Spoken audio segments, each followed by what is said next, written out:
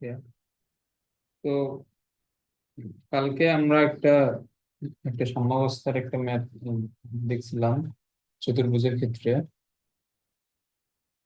আচ্ছা, তো এখন এইখানে আমাদের বলছে যে এবিসি ত্রিভুজের পরিকেন্দ্র ও হতে বিসি সি এবং এসি বাহুর উপর এবি বাহুর উপর এগুলো বল লম্ব অঙ্কন করা হয়েছে। আচ্ছা, আমরা আগে একটা ত্রিভুজ নেই।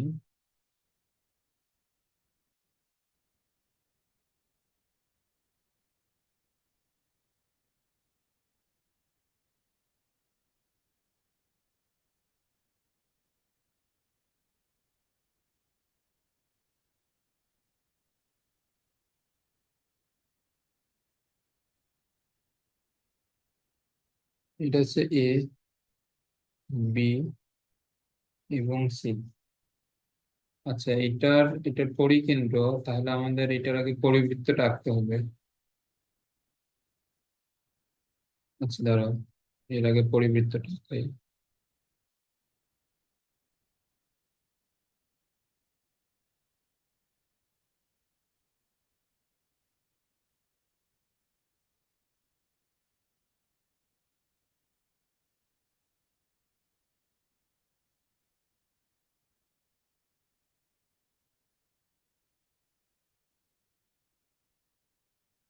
হ্যাঁ, তো এর এর মোটামুটি একটা পরিবৃত্ত হয়েছে। ওকে, তাহলে এটার যে পরিকেন্দ্র, তাহলে আমরা এটা এখানে ধরে নিলাম এই পয়েন্টটা, এবং এখানে এই পয়েন্টটার নাম বলছে যে ও। তাহলে এখানে বি, সি, সি এ এবং এ বি বাহুর উপর ও ডি, ও ই এবং ও এফ লম্ব অঙ্কন করা হলো। আচ্ছা, তাহলে এখন এই যে এইটা মেইনলি এই পয়েন্ট থেকে আসবে। আচ্ছা, দাঁড়াও, এটা আমি আগে কমপ্লিট করি চিত্রটা।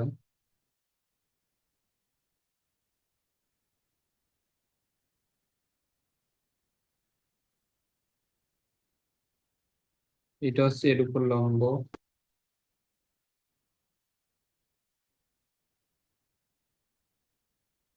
এইটা এর উপর লম্ব,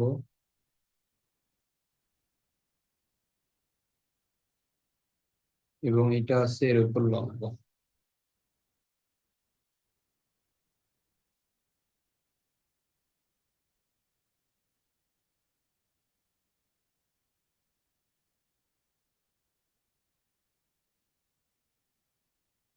ওকে, তো এটা হচ্ছে আমাদের মোটামুটি একটা চিত্র, যে এটার এই পয়েন্টটা হচ্ছে তার পরিকেন্দ্র ও। এখন ও থেকে এখানে ডি, এই এই লম্বটা হচ্ছে বি সি বাহুর উপর, তাহলে এটা হচ্ছে লম্ব। আচ্ছা, তারপরে সি এ বাহুর উপর হচ্ছে ও ই লম্ব, তার মানে এটা, এবং এবি বাহুর উপর লম্ব হচ্ছে ও এফ, তাহলে এফ হবে এইটা এবং এইটাও লম্ব। আচ্ছা, তো এই পয়েন্ট থেকে লম্বগুলা এঁকে জাস্ট আমরা এই যে এখানে আমাদের মেইনলি লম্ব আঁকতে বলছে ও থেকে ডি, ও থেকে ই এবং ও থেকে এফ, তো এইগুলো আঁকার পরে জাস্ট ও পয়েন্ট থেকে এদের শীর্ষবিন্দুগুলো আমরা জাস্ট এখানে অ্যাড করে দিছি আর কি। আচ্ছা, এখন এখানে দেখাইতে বলছে যে ও ডি, ও ই, ও এফ, তারপরে এ ও, বি ও এবং সি ও বলসমূহ সাম্যাবস্থায় থাকে। আচ্ছা,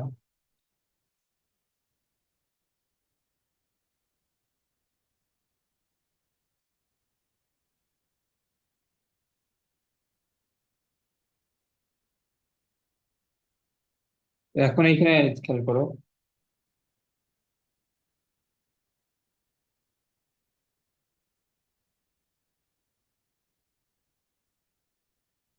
এই যে এটা খুবই ভালোভাবে এটা বুঝবা। এখানে ও পয়েন্ট থেকে ও বি, ও এ এবং ও সি, এই রেখাগুলো কি বলো তো?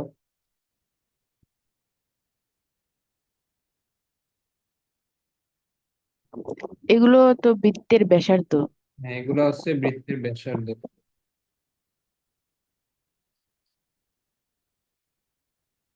আচ্ছা, এটা আমরা কালকেও এটা আমরা দেখছিলাম, যদি এই রেখাগুলো বৃত্তের ব্যাসার্ধ হয়, ও এ, ও বি এবং ও সি, তাহলে এই এই রেখাগুলো যদি পরস্পর সমান হয়, তাহলে এদের বিপরীত কোণগুলো তো এখানে পরস্পর সমান হবে। তাহলে আমরা যদি ও এ এবং ও বি রেখার ক্ষেত্রে চিন্তা করি, তাহলে এই কোণটা এবং এই কোণটা পরস্পর সমান হবে। আবার ও বি এবং ও সি রেখার ক্ষেত্রে এখানে চিন্তা করলে এই কোণ এবং এই কোণটা পরস্পর সমান হবে। তারপরে ও এ এবং ও সি রেখার ক্ষেত্রে এখানে চিন্তা করলে এই কোণ এবং এই কোণ এখানে পরস্পর সমান হবে। আচ্ছা, তাহলে এখানে সবগুলা কোণই হচ্ছে পরস্পর সমান। আচ্ছা, এটা তো বুঝছো আশা করি। তো এখন সবগুলা কোণ যদি এখানে পরস্পর সমান হয়,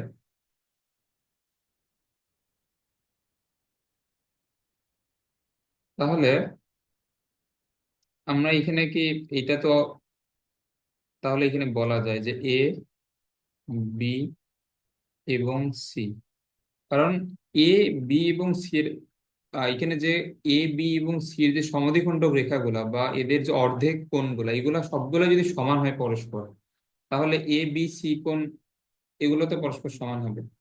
এটা বুঝছো? হুম হুম, বুঝছি। ওকে, তাহলে যদি এইটা হয়, তো আমরা এখানে কি বলতে পারি?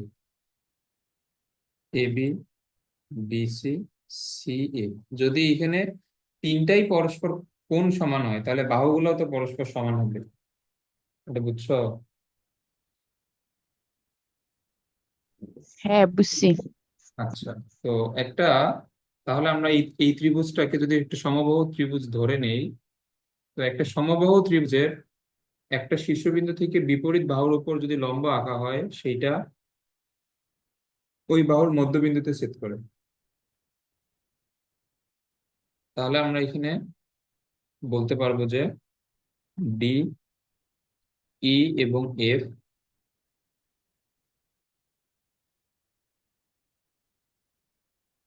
বাহু তিনটির মধ্যবিন্দু। ওকে, এটা আশা করি ক্লিয়ার।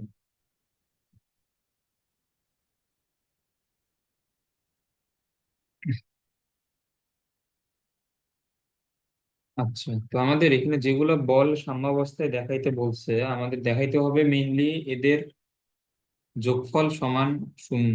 আমাদের এগুলা এটা দেখাইতে হবে। তাহলে ও ডি, ও ডি, ও ই এবং ও এফ, তারপর এ ও। আচ্ছা, এইগুলো আমরা কিভাবে নিব?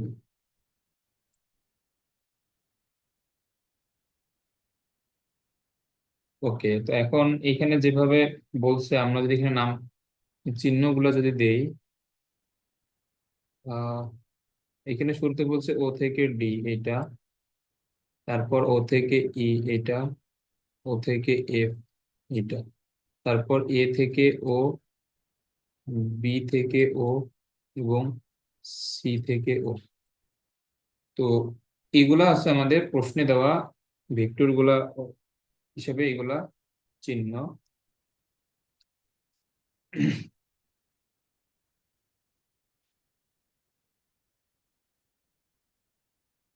ও B plus O C.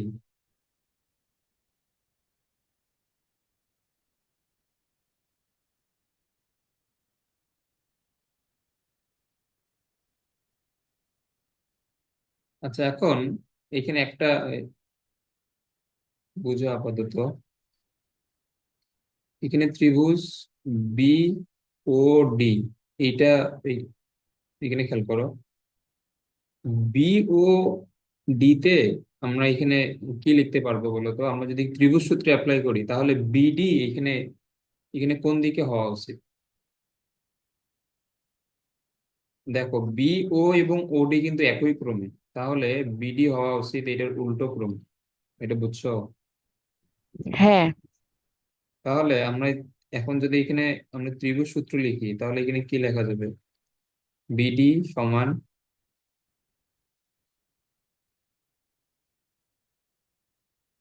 B ও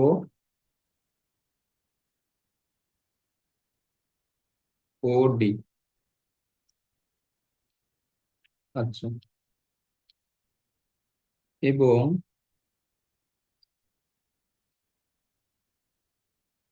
ত্রিভুজ ডি ও সি তে সিও এবং ওডি একই একই ক্রমে আছে। তাহলে আমরা যদি এইটাকে এখানে বিপরীত ক্রমে দেই, তাহলে এখানে হবে সিডি সমান সিও প্লাস ও ডি। এটা বুঝছো? হ্যাঁ, বুঝছি। আচ্ছা,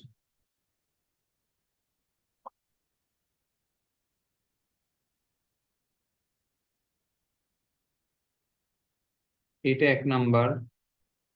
আর আমরা যদি এটাকে 2 নাম্বার দিয়ে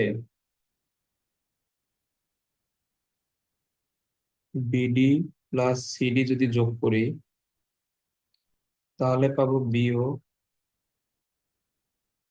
প্লাস ওডি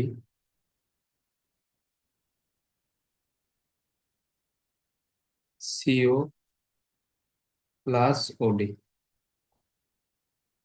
আচ্ছা, এখন এখানে খেয়াল করো, এই যে আমরা তো একটু আগেই তো এটা প্রমাণ করলাম যে ডি হচ্ছে বি এবং সি এর মধ্যবিন্দু। তাহলে বিডি এবং সিডি এই দুইটার মান সমান না? কারণ ডি বিন্দু যদি মধ্যবিন্দু হয়, তাহলে তো বি থেকে ডি এবং সি থেকে ডি সমান হবে না? হবে। এবং আমরা যে এখানে এই ত্রিভুজ সূত্র লিখলাম, তো এখন এখানে এখানে ত্রিভুজ সূত্রের চিহ্ন অনুযায়ী বিডি এবং সিডি দুইটা পরস্পর বিপরীত দিকে তো আছে না? এটা বুঝছো? মানে হ্যাঁ, বিডি বুঝছি। এবং সিডি এর এই দুইটা পরস্পর বিপরীত দিকে তো আছে, একটা চিহ্ন এবং আর একটা চিহ্ন তো উল্টো দিকে। এবং দুইটা আহ মান সমান, তাহলে আমরা এই দুইটাকে কি বলতে পারি? পরস্পর বিপরীত ভেক্টর বলা যায় না? হ্যাঁ।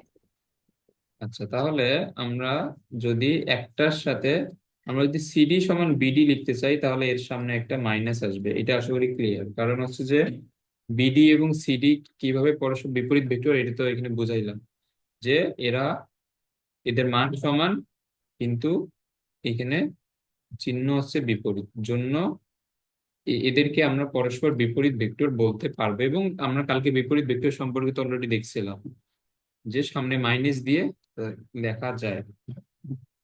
আচ্ছা, এখন আমি তো বি ও কে চাইলে মাইনাস ও বি লিখতে পারি। তারপর এটা টু ও ডি, এবং সি ও কে চাইলে মাইনাস ও সি লিখতে পারি। তাহলে এটা হচ্ছে 0, এটা হচ্ছে মাইনাস ও বি, এইখানে হচ্ছে টু ও ডি, আর এটা হচ্ছে মাইনাস ও সি। তাহলে এখানে ও বি এদিকে আসলে প্লাস, ও সিও এদিকে আসলে প্লাস। তাহলে ও বি প্লাস ও সি সমান কি লেখা যায়? টু ও ডি। এটা বুঝছো? হুম। হ্যাঁ, বুঝছি। ওকে। তো এগুলা ভালোভাবে এগুলো জেনে রাখবা, কারণ এগুলো সলভে আমাদের যেটা সমাধান আর কি, ওইখানে এগুলো 1 লাইনে লিখে দেওয়া। তো এগুলো সলভ দেখলে কিছুই বুঝবা না। তাহলে এটা আমরা একটা একটা সমীকরণ এখানে পাইলাম। আচ্ছা, এখন এখানে খেয়াল করো, এই যে আমাদের এইটা আসছে মূলত এখানে ও বি সি ত্রিভুজ থেকে। ও বি সি ত্রিভুজে খেয়াল করো, ও বি এই বাহুটা প্লাস ও সি এই বাহুটা ইজ ইকুয়াল টু 2 × ওডি। তাহলে এটার আহ, মধ্যকটা আর কি। আচ্ছা, তাহলে আমরা যদি সেম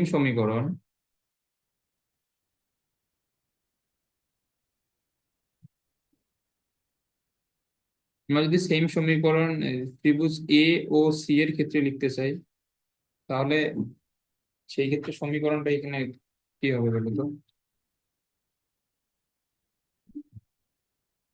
এইটা হবে A O plus O C is equal to two O E. না, এ ও হবে না এখানে। দেখো এখানে হচ্ছে যে ত্রিভুজ ও বি সি তে আমাদের আমাদের ভেক্টরের চিহ্নটা ছিল কিন্তু বি থেকে ও বরাবর, কিন্তু আমাদের ফাইনালে আসছে ও বি।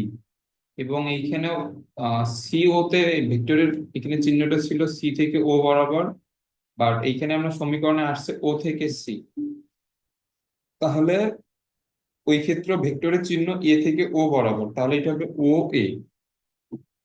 মানে এটা হচ্ছে চিহ্নের উল্টো দিকে, এটা বুঝছো? হ্যাঁ, বুঝছি। তাহলে ও এ এবং এটা হবে ও সি, এটা সমান হবে টু ও ই। আচ্ছা, এটা 2 নম্বর। এবং এখানে আরেকটা আছে ত্রিভুজ এ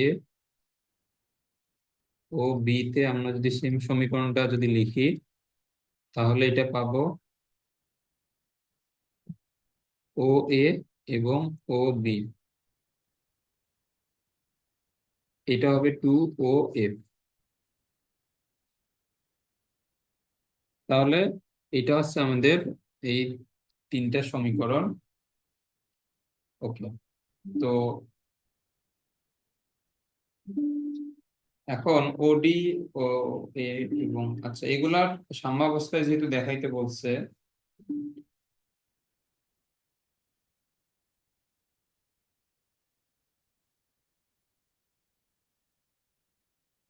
আচ্ছা আমরা যদি 1 2 3 এখানে যদি যোগ করি তাহলে এইখানে বাম দিকে হবে।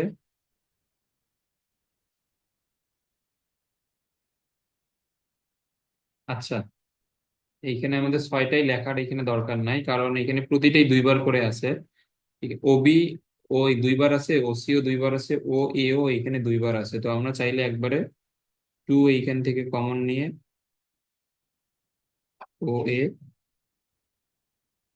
ও বি এবং ও সি লিখতে পারি। আর এইখানে ডান দিকে এখানে সবার সাথে টু আছে, তাহলে এটা হবে ও ডি ও ই এবং ও এফ। তাহলে টু টু বার।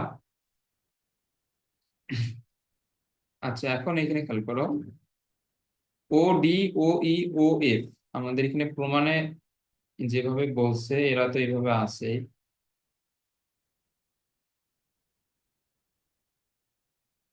আর এইখানে আমাদের কিন্তু প্রমাণে দেখাইতে বলছে এ ও ভেক্টর, বি ও ভেক্টর এবং সি ও ভেক্টর। তাহলে এখানে বাম দিকে যে ও এ আছে, চাইলে আমরা এইগুলাকে এ ও মানে মাইনাস ও এ সমান মাইনাস এ ও, ও বি সমান হচ্ছে মাইনাস বি ও সি সমান হচ্ছে মাইনাস সি ও। এখন যদি আমরা এগুলাকে বাম দিকে নিয়ে আসি,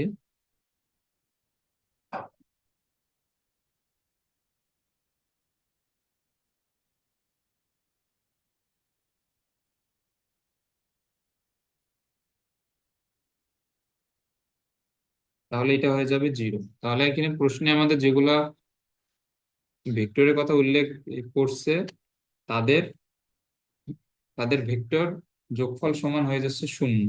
যেহেতু ভেক্টর যোগফল সমান 0, অতএব লব্ধি 0। অতএব এই বলগুলা সাম্যাবস্থায় আছে। এটা আশা করি বুঝছো। এগুলো ম্যাথ পরীক্ষায় আসার চান্স কম, এগুলা আসবে না আর কি পরীক্ষায়, বাট এগুলা ম্যাথ করলে অনেক অনেক বেসিক এখানে ক্লিয়ার হয়ে যায়। তো কালকের ম্যাথটা আর আজকের ম্যাথটা মিলে এই টপিকটা বুঝছো আশা করি। আচ্ছা। আর আর কালকে আমরা শেষে যেটা করছিলাম ওইটাতে সম্ভবত একটু তাড়াহুড়াই হয়েছিল। আচ্ছা দেখো, কালকে আমরা লাস্ট যেটা ম্যাথ করছিলাম ওইটা কি বুঝছো পুরোপুরি? যে একটা ত্রিভুজের 3টা বাহু দ্বারা আমরা যদি এইখানে যে 3টা বল দেওয়া আছে, এই 3টা বলকে প্রকাশ করতে পারি, তাহলে তারা সাম্যাবস্থায় থাকবে। আর যদি না পারি তাহলে তারা সাম্যাবস্থায় থাকবে না। ওকে। তো কালকে আমাদের শর্ত, আর এমনিতে আমাদের ত্রিভুজ গঠনের এখানে শর্ত কি, আমাদের আমাদের ত্রিভুজ গঠনের শর্ত হচ্ছে যে যদি ক্ষুদ্র দুইটা বাহুর যোগফল এখানে তৃতীয় বাহুটা অপেক্ষা বড় হয়, সেই ক্ষেত্রে ত্রিভুজ গঠন করা যাবে, আদারওয়াইজ যাবে না। তো এখন যে এখানে তিনটা বল দেয়া,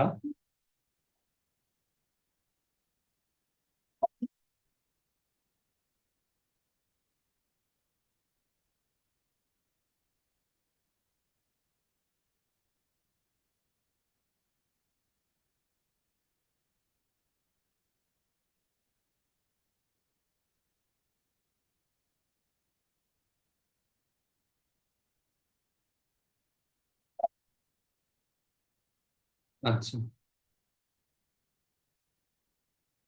তাহলে এখানে এখানে বলগুলো হবে 1K, 2K এবং 3K। আচ্ছা, এখানে কে ধরতে পারো, অথবা অন্য যে কোনো একটা সংখ্যা এখানে যে ধরতে পারো, ওইটা কোনো সমস্যা না। এখন আমাদের যে যে শর্তটা, এইটা অবশ্যই লিখতে হবে যে একটি বিন্দুতে ক্রিয়ারত তিনটি বলের মান এবং দিক যদি একই ক্রমে ত্রিভুজের তিনটা বাহু দ্বারা প্রকাশ করা যায়, সেই ক্ষেত্রে তাদের লব্ধি শূন্য হবে এবং তারা সাম্যাবস্থায় থাকবে। আর যদি প্রকাশ করা না যায়, তাহলে তারা সাম্যাবস্থায় থাকবে না। তাহলে এখানে আমরা যদি যেটা ক্ষুদ্র তিনটা, সরি, ক্ষুদ্র যে দুইটা এখানে আছে, 1 এবং 2, এই দুইটা এই দুইটা যোগ করলে কিন্তু 3 হয়। তো এইটা হচ্ছে আমাদের তৃতীয় বলটার সমান। যেহেতু সমান, তাহলে এই বল তিনটাকে ত্রিভুজের তিনটা বাহু দ্বারা প্রকাশ করা যাবে না, অর্থাৎ এরা সাম্যাবস্থা সৃষ্টি করতে পারবে না। এটা হচ্ছে আমাদের বেসিক। তো এখন এটা আশা করি লিখতে পারবে। তাহলে এখানে ফাইনাল অ্যান্সার হলো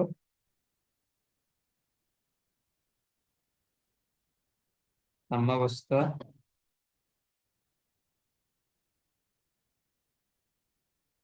তৈরি করতে হচ্ছে পারবে না। আচ্ছা, তারপরে আমাদের বইতে এইভাবে একটা সলভ দেওয়া বিশেষ ক্ষেত্র। তো এটাও কালকে একবার বলছিলাম যে 1 নিউটন, 2 নিউটন এবং 3 নিউটন, এই তিনটা বল এখানে কিভাবে সাম্যাবস্থায় থাকতে পারে। এইটা হচ্ছে যদি এই যে একটা নির্দিষ্ট পয়েন্ট এ থেকে 1 নিউটন এবং এই 2 নিউটন যদি একই দিক বরাবর কাজ করে, তাহলে এই ক্ষেত্রে যে লব্ধি হবে 3 নিউটন এবং 3 নিউটনের। আর যে এখানে এই তৃতীয় বলটা আছে, আমরা যদি এদেরকে লব্ধির ঠিক এখানে বিপরীত দিকে দেই, তাহলে এদের লব্ধি 3 নিউটন, আর এই 3 নিউটন মিলে আবার লব্ধি হয়ে যাবে 0। সেই ক্ষেত্রে এরা সাম্যাবস্থা সৃষ্টি করতে পারে। এটা বুঝছো? হ্যাঁ, বুঝছি।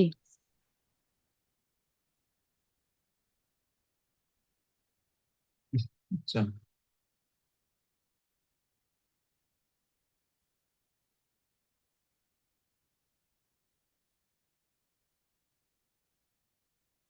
আচ্ছা, এখন এখানে বলছে যে কোনো একটা বিন্দুতে ক্রিয়াশীল √3, 2 এবং 1 একক ওজনের তিনটি বল সাম্যাবস্থায় আছে। এদের অন্তর্ভুক্ত কোণগুলা নির্ণয় করো। ওকে, √3, 2 এবং 1।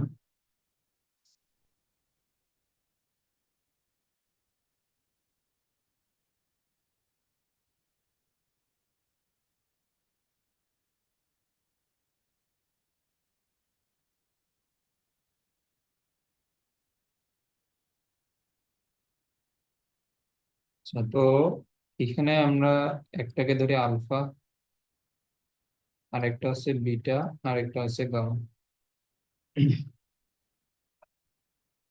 ওকে।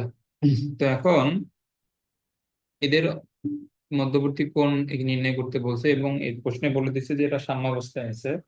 তো এখন এই অবস্থায় আমরা যদি লামি অ্যাপ্লাই করি, তো লামি অ্যাপ্লাই করে আমাদের সাইন কজ আসবে, ওইগুলো রিমুভ করা একটু টাফ আর কি। বাট এটা আসছে, আমরা যদি এখানে এখানে আমি যদি লম্বাংশ অ্যাপ্লাই করি, সেই ক্ষেত্রে আমাদের সহজেই হয়ে যায়।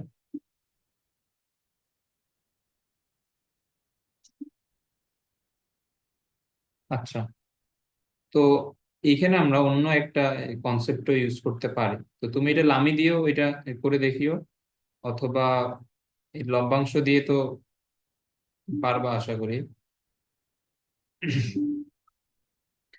তো এখন এইখানে আমরা যে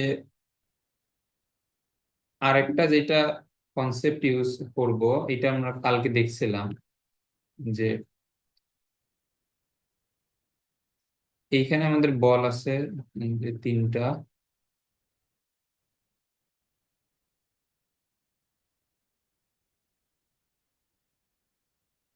পি, কিউ এবং হচ্ছে যে আর। তো এই তিনটা বল এখানে এখানে কিভাবে সাম্যাবস্থায় আছে? এখানে এটা এইভাবে সাম্যাবস্থায় আছে যে কিউ এবং পি এর যে লব্ধিটা হবে এটা ঠিক আর এর উল্টো দিকে হইতে হবে, এবং এদের লব্ধি আর এর সমান হইতে হবে। তো পি এবং কিউ এর লব্ধি যদি আর হয় এবং এটা আর এর ঠিক বিপরীত দিকে কাজ করে, তখন এই আর এবং এই আর মিলে এখানে টোটাল লব্ধি হয়ে যাবে জিরো। এটা বুঝছো? হ্যাঁ, বুঝছি। তাহলে আমরা এখানে এখানে মূলত এই কনসেপ্টটাই ইউজ করব। আচ্ছা, তাহলে আমরা এখানে কি বলতে পারি যে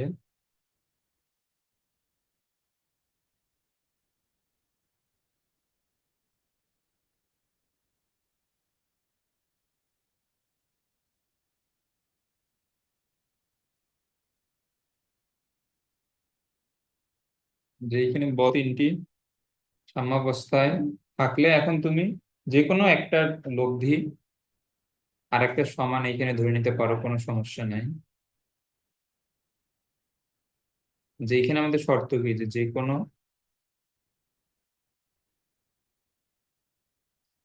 দুটি বলের লব্ধির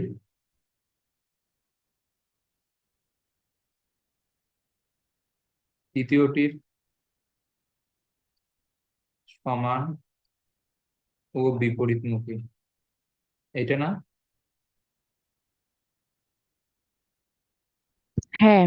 এটা হচ্ছে আমাদের শর্ত। আচ্ছা, তো এখন আমরা যদি ওয়ান এবং টু নেই, তাহলে ওয়ান এবং টু নিলে √3 হবে সেটা লব্ধি, তাহলে root root three square eight. এখানে √3 তাহলে কার কার লব্ধি হবে? ওয়ান এবং টু এর লব্ধি। One square two square, two into one into two, cos one এবং টু এর মধ্যবর্তী কোণ হচ্ছে বিটা। তাহলে আমাদের এইটা নিলে আমরা এখান থেকে বিটার মানটা ইজিলি পেয়ে যাব। তাহলে এটা হচ্ছে থ্রি, আর এখানে ওয়ান, এটা ফাইভ, আর এটা হচ্ছে ফোর কস বিটা।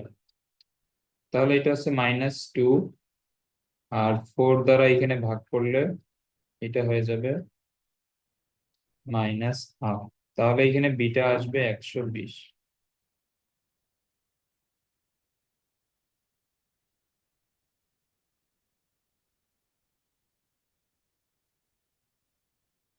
আচ্ছা, আবার এইখানে এখন দেখো, আমরা তো একটা কোণ এখানে বের করলাম, আমরা যদি আর একটা বের করতে পারি এখানে, তাহলে তো আমাদের হয়ে যাবে, কারণ এই তিনটা কোণের সমষ্টি হচ্ছে 360। তো তো দুইটা বের করলে আর একটা আমরা এমনিতেই বের করতে পারবো। ওকে, তাহলে আমরা এখন দুই এইখানে যদি নেই, তাহলে দুই কার কার লব্ধি হবে? দুই হবে √1 এবং √3 এর লব্ধি।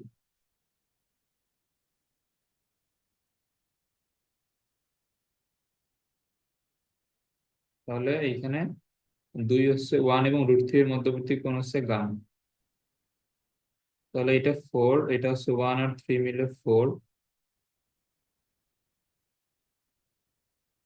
2√3 কস গামা। তাহলে এটা হয়ে যাবে জিরো, তারপর 2√3 দিয়ে ভাগ করলে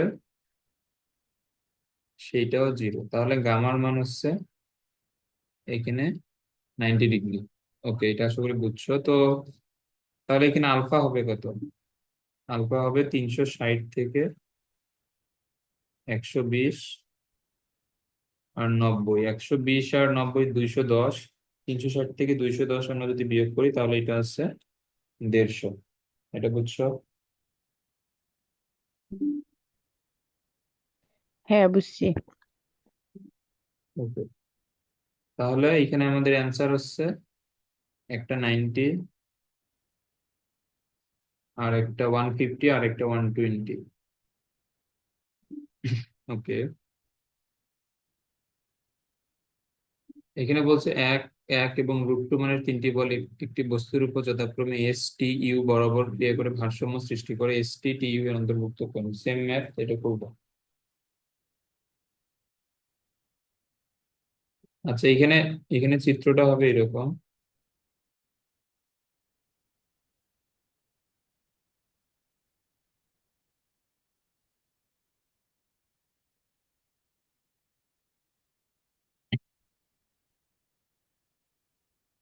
এক, তাহলে এখানে 1 নিউটন কাজ করবে এস বরাবর, এইখানেও 1 নিউটন কাজ করবে টি বরাবর, এইখানে √2 কাজ করবে ইউ বরাবর। তো এখানে প্রশ্নে বলছে এস এবং টি এর মধ্যবর্তী কোণ অর্থাৎ এইটা, টি এবং ইউ এর মধ্যবর্তী কোণ এইটা। তাহলে এটা তো সহজ। এখন যদি এটা আলফা হয় আর এটা যদি বিটা হয়, তাহলে আমরা যদি আলফা বের করতে চাই, তাহলে আমাদের লব্ধি এইখানে এখানে কোনটাকে ধরতে হবে? √2 কে। তো আমরা যদি √2 কে লব্ধি ধরি, সেই ক্ষেত্রে 1 এবং 1 এর মধ্যবর্তী কোণ হবে আলফা। তো আমরা ওই সমীকরণ থেকে আলফা বের করতে পারবো। আবার সিমিলারলি আমরা যদি বিটা বের করতে চাই, তাহলে আমাদের 1 এবং √2 এর লব্ধি এই ধরতে হবে এই 1 কে। তাহলে আমরা যদি এই 1 কে লব্ধি এখানে ধরি, তাহলে টি এবং ইউ এর মধ্যবর্তী কোণ বিটা বের হবে। সেম ম্যাথ, এটা করলাম।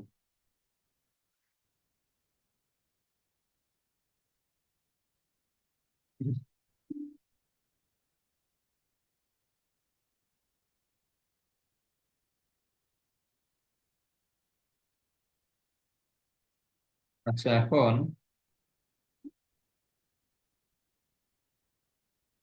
এখন এখানে এখানে বলছে যে কোনো বিন্দুতে ক্রিয়ারত তিনটি বল সাম্যাবস্থা সৃষ্টি করে। তাদের প্রথম এবং দ্বিতীয়টির মধ্যবর্তী কোণ 90 ডিগ্রি, এবং দ্বিতীয় এবং তৃতীয়টির মধ্যবর্তী কোণ 120 ডিগ্রি হলে বলগুলোর অনুপাত কত হবে? আচ্ছা, তাদের প্রথম এবং দ্বিতীয়টার মধ্যবর্তী কোণ 90। তাহলে আমরা যদি এখানে চিত্র আঁকাই, তাহলে এখানে আমরা বল তিনটা ধরে নিলাম যে পি কিউ আর। প্রথম এবং দ্বিতীয়টার মধ্যবর্তী কোণ 90, এবং দ্বিতীয় এবং যেটা তৃতীয় এইটার মধ্যবর্তী কোণ বলছে 120, আর এটা হচ্ছে 90। তাহলে এটা 150। তো 150টা কিভাবে আসলো, এটাও আসলে লিখতে হবে পরীক্ষায় যে এখানে তিনটা বলের মধ্যবর্তী কোণ 360। তাহলে এইখানে তৃতীয় এবং এবং প্রথমটার মধ্যবর্তী কোণ হবে 150। ওকে, তাহলে এটা হচ্ছে আর। তাহলে এবং এটাও এটা প্রশ্নে লিখে দেবে যে এখানে মনে করি বল তিনটা পি কিউ আর। আচ্ছা, তো এখন বলগুলোর যে রেশিও এটা বের করতে বলছে। যেহেতু এই বল তিনটা সাম্যাবস্থা সৃষ্টি করে, তাহলে লামির উপপাদ্য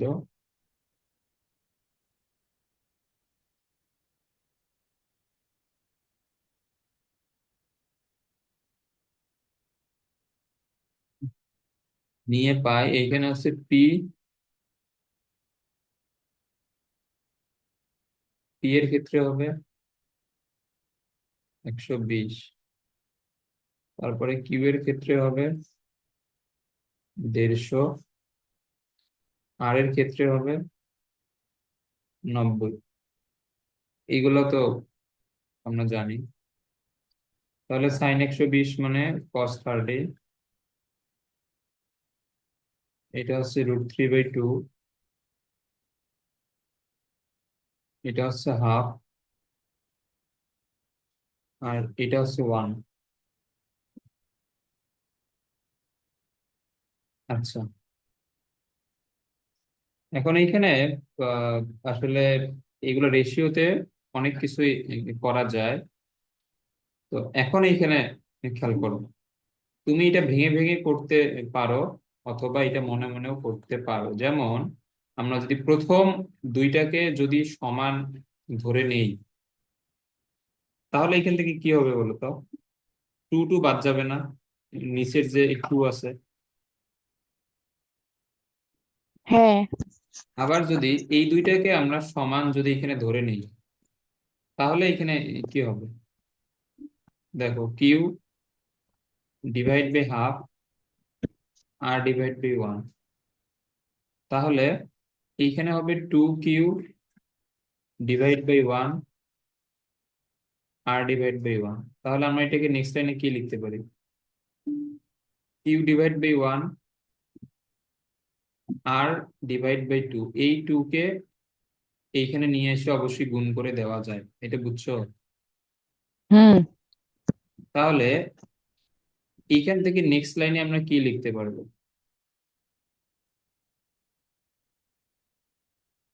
না, না, না, এটা হয়নি, ধরো এখানে টু হবে না, কারণ আমরা তো এখান থেকে টু সরাই দিচ্ছি। তাহলে এটা হবে ওয়ান, আর এটা হবে আর ডিভাইড বাই টু, এটা বুঝছো? হ্যাঁ, বুঝছি। ওকে। তাহলে আমরা এখান থেকে রেশিওটা এখানে কি লিখতে পারবো?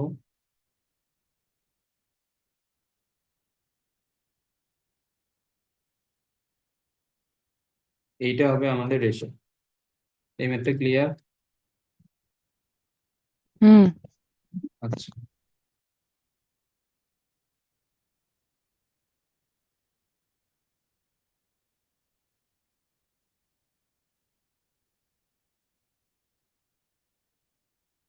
এরপরে এখানে এখানে বলছে যে পরস্পর লম্বভাবে অবস্থিত দুইটি সুতা একটি বস্তুকে ভারসাম্যে রাখলে, আহ, পরস্পর লম্বভাবে অবস্থিত দুইটি সুতা একটি বস্তুকে ভারসাম্যে রাখলে তাদের একটি খাড়া রেখার সাথে 30 ডিগ্রি কোণ উৎপন্ন করলে, তাদের একটি খাড়া রেখার সাথে 30 ডিগ্রি কোণ উৎপন্ন করলে সুতা দুইটির টানের অনুপাত। আচ্ছা, তো আমাদের এখানে প্রশ্ন এখানে যেভাবে বলছে, এখানে একটা বস্তু। আচ্ছা, আমরা আগে এখানে খাড়া রেখাটা আঁকি। তো এখানে খাড়া রেখা বলতে এটা বোঝাইছে। তো এখন এই খাড়া রেখার সাথে একটা সুতা কোণ এইখানে তৈরি করছে 30 ডিগ্রি। এইখানে একটা সুতা কোণ এইখানে তৈরি করছে 30 ডিগ্রি। আর আরেকটা যে সুতা আছে, এরা আছে 90 ডিগ্রি কোণে। তাহলে আরেকটা সুতা এই সুতার সাথে এখানে 90 ডিগ্রি কোণ করে আগাইতে হবে। তাহলে এই দুইটা সুতা যে দুই বিন্দু থেকে এখানে ঝুলে আছে, তাদের একটার ওজন হচ্ছে T1, সরি টান, আর একটা টান হচ্ছে T2। এবং এইখানে তো কোনো দেয়াল নাই বা তল নাই। আমরা কালকে দেখছিলাম যে লামির সূত্র নেয়ার জন্য যে তিনটা বল দরকার, ওই তিনটা বলের জন্য আমরা তলের প্রতিক্রিয়া বা দেয়ালের প্রতিক্রিয়া নিয়ে আসছি। তো তাহলে আমরা এখানে এখানে কি নিয়ে আসবো?